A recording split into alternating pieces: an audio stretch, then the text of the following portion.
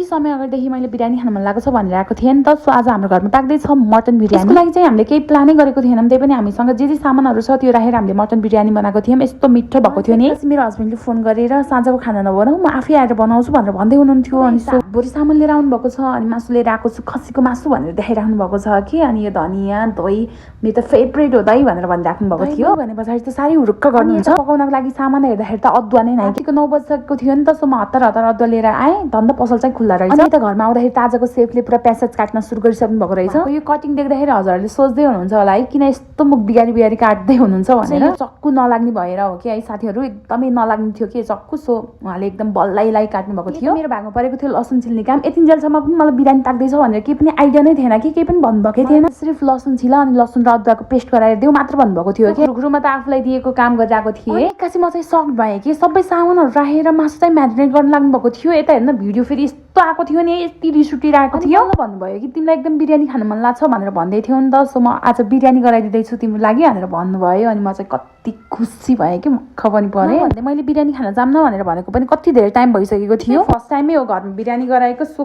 के लाग्छ सामान भनेर पनि हामीलाई त्यस्तो केही पनि थाहा थिएन कि। त्यही पनि जस्तो तस्तो हामीले जे जान्यो त्यतै गरेर बिरयानी गराएको थियौँ। एकछिन म्यारिनेट गरेर छोडेर यता फेरि फ्रिजबाट चिसो चिसो आँपहरू निकालेर काट्न लाग्नु भएको छ। पनि कति लाएको हो कि यो बिरयानीसँग खाने राइता पनि म आफै गराउँछु जस्तो तस्तो मेरो स्टाइलमा गराउँछु भनेर राइता गराउन लाग्नु भएको थियो। पनि मिठै भएको थियो क्या। यता चाहिँ म हजुरले निकै सरप्राइज गराउनु भयो आज त। के जान्नु भएको मलाई कस्तो भोक लागिसक्यो, राति भइसक्यो भनेर आँप खाँदैछु। चाहिँ यस्तो खालको जागर वर्षको एकचोटि चल्छ कि मात्र एकचोटि। यस्तो खतरा काम गर्नुहुन्छ नि है, केही पनि काम गर्न दिनुहुन्न कि। भाँडासाँडा नि सबै आफै माझ्ने हो है, पुछपाछ सबै आफै गर्ने हो क्या त्यो दिनमा। पुरा भिडियोहरू गराउँदै कति बेला पाक्छ भन्दै सोच्दै बसिरहेको थिएँ नि त। भोक नि लागेको थियो, 9-10 बजिसकेको थियो। सक्नुहुन्छ फाइनल्ली हाम्रो स्टाइलको होममेड बिरयानी चाहिँ पाकिसकेको छ। यस्तो मिठो भएको थियो नि है, देख्दा जे जस्तो देखिए तापनि एकदमै मिठो भएको थियो। यो बिरयानी सिरयानीमा त कहिले पनि थाहा छैन खासै मिठो हुँदैन होला, के गरेर मोलमाल पारेर पकाएको म थाहा दिनँ होला, थोरै देऊ भनेर भन्दै हुनुहुन्थ्यो। अनि चाहँदैको त कस्तो मिठो भन्दै हुनुहुन्थ्यो। सामानै बिना पनि घरमा यस्तो मिठो बिरयानी गराइदिनु भएको थियो नि साथीहरू। सो म चाहिँ पल्केँ है यो बिरयानी अब घरमा बनाएर खानको लागि।